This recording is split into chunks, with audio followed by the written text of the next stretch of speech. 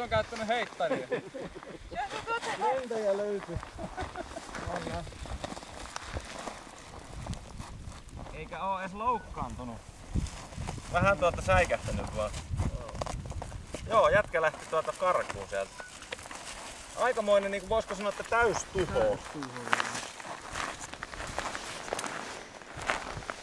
Joo. No niin, eli lämpöistä sieltä syntyy sitten. Perärunko jää kuitenkin. Vielä varaosia. Joo, ja pilotti. Se on. Ennen pelotti ja nyt on pilotti. Joo, fööni Ei siitä, älä koske siitä. ennen pelotti ja nyt on pilotti. Oi vitsi, minkä denti otti muuten tuo shroudi tuosta. Aika kova isku on tullut, kun vääntyy alumiinikin tolla viisi.